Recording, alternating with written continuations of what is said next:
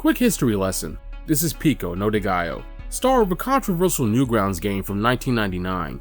It inspired many fan works over the years, some of which were so beloved and memorable they became cemented in the unofficial Newgrounds universe, and I have a couple to show you guys today.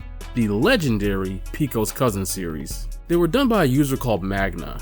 The first one starts with an advertisement for Alien Hominid, which was a real game on Newgrounds. It was later expanded into a full console release, and I cannot stress to you enough how huge this was. Nowadays, people are used to indie games showing up in big box retailers, but back then, for some Newgrounds-ish to appear on store shelves next to games by EA, Activision, Rockstar, Capcom, there would have been nothing like it. Anyway, our friend Otis here is mondo excited and rushes out to the mall. Upon arriving, however, someone appears to take one of the employees hostage. I click on this trash can, which conveniently has 2 gats in there and nothing else. By the way, $4 was a derogatory name for Starbucks, criticizing their high prices. It was so widespread that other companies started dissing them in ad campaigns. Dude, take me back to when companies used to beef in public. And if you're curious, the national standard today is like $3.50. Do with that information what you will. Anyway, we got the steal on us, time to max paint this though. We can shoot this lamp, and I appreciate the interactivity, even if the lighting didn't actually change. Oh, check it out. When I played this back then, I was like, who are these random girls? Excuse me, prepubescent green rice, that's actually Hanson and they're boys. Why are you yelling at me? I encounter a cutscene where this jerk-off executes the employee from earlier, and he apparently knows my name? What the? Alright. Full disclosure, I hate this click the rapidly moving target BS. These type of boss battles were so overused on Newgrounds, and they're annoying enough with an optical mouse, but I'm using a touchpad. I did finally win though. I blew Sandstorm's head to smithereens for all the frustration he caused me. Isn't that the name of a transformer? I grabbed this axe for a little chop action, and check this out. This clothing store actually serves as a little dress-up game. These were so common back in the day. You might be thinking, how are you guys entertained by something so simple? Well, we didn't have the Instagrams and the Goggle Plus. In all seriousness, it was literally a different world. Things changed. What do you want me to say? Anyway, I always got a kick out of dressing him up like Pico. This next part required some real problem solving. Right-clicking in Flash used to bring up this menu, but Flash isn't supported anymore, and this is actually an emulator called Ruffle, no Frito-Lay. As you can see, the zoom controls are no more, so I had to get a little creative. This is the only time the touchpad gave me an advantage, so you gotta click these green dots, no problem. The next boss is this floating face called El Mandiblo. He says he's Spanish, which Mandiblo isn't even a Spanish word, but okay. You already know I hit him with that gra, gra. He cries about losing his teeth and then vanishes. Guess he was a ghost. I found 50 cents in the coin return of this payphone. That whole sentence really encapsulates how archaic this is. Anyway, I used it to buy a candy bar. If you're curious, they were not actually this cheap. It'd be closer to $1, like 75 to 89 cents. After this, I trade the candy bar for 2 AKs. These games were out of control, dude. And we get into a really obnoxious boss fight against the mastermind of this whole thing, Gangrene. After multiple failures, I finally beat him. Now it's time to get some answers. Basically, he wanted to see if I could match up to Pico. Does this dude think he's Goku? Anyway, he self-destructs and this FBI helicopter rescues me. We end on the punchline of Alien Hominid apparently being a real creature. We get a cute skateboarding montage in the credits and the option to view an alternate ending. In it, the whole thing was a ploy by the government to recruit Otis as some kind of child secret agent, I guess. Wouldn't be the first time. When he finds out, he lights the place up and hits an Assassin's Creed leap of faith into a haystack. Yeah, I'm glad he didn't go with this ending, that was pretty dumb. On to the sequel. The intro features The Sound of Nature by Mario Lopez. No, the DJ Mario Lopez. Stupid. Seriously though, that's an epic song, go listen to it. The game starts with Otis going to visit his grandma. 2 things. 1, gotta love the ring, that's dope. And 2, why are his dad's hands so tiny? It takes place at Shady Acorn's retirement villa, the setting of another Newgrounds classic, Disorderly, but these games aren't actually connected. A rainstorm kicks off when they arrive, and Dad and Grandma just vanish into thin air. Thus our adventure begins. We find a cafeteria pass in this random room. In the cafeteria, there's a little robot guy we can interact with.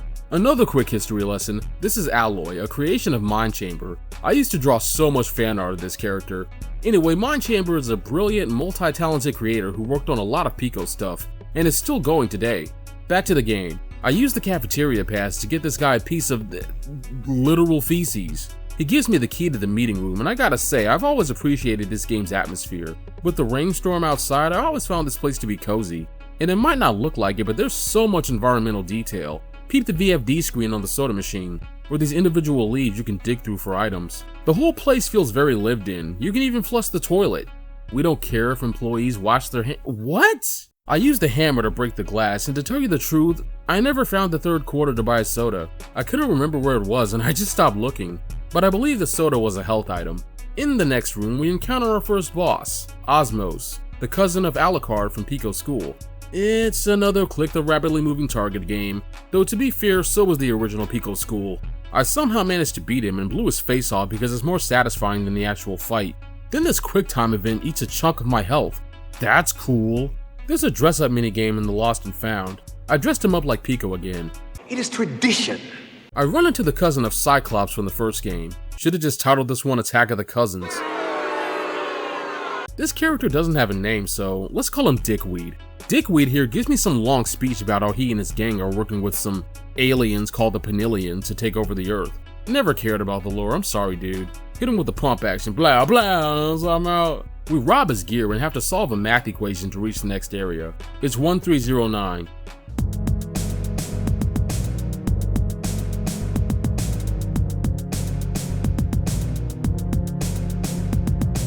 This game is quite involved. It's so much more expansive than the first. We encounter Hanzo, who literally lost his head in Pico School, but was rebuilt as a cyborg by the Penillions. I never actually knew he was a boy until making this video. In his first appearance, we fight him in the girls' bathroom, and he's never referenced with male pronouns. And I mean, look at him, doesn't this look like a girl with medium short hair? My life is a lie.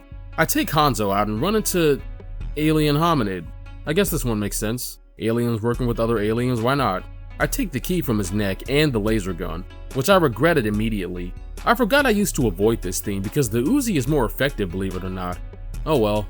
I puff some of that ganja Smoking that smoke. to replenish my health and head up to the roof where my family are being held captive by the final boss, Damien. We get a ton more dialogue about, you aliens are stupid, no you humans are the stupid ones, nah. How was the final boss the easiest fight in the whole game?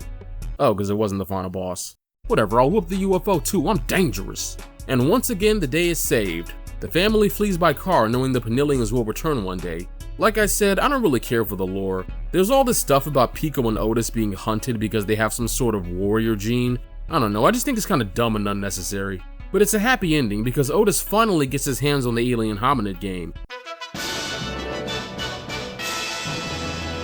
I love that the credits are interactive. This type of stuff is really cool to me. And shout out to Poxpower who did some crazy art for this game. This one has an alternate ending too, by the way. It's basically the same outcome, just with more optimism and the family staying behind. This game is in a whole different league than its predecessor. It's worth noting that Otis feels like he's had some genuine growth. He feels a bit more mature this time, which may be reflective of Magna maturing a bit too. As for the story, I seriously don't want to overstate it, but there's a ridiculous amount of lore this time. There's so much freaking dialogue in the final stretch, and none of it really captivated me. Regardless, those are the games. These are bona fide Newgrounds classics right here. The first is kinda janky and definitely rudimentary, but the sequel is quite polished. I'm still amazed by the amount of detail in the environments. I just wanted to take you back for a moment. Objectively, these games are full of typos and grammatical errors, as well as crude and outdated language, but they were literally made by a teenager from a culture and era that no longer exists, and these games are simply a product of it. The links are in the description if you want to play them yourself.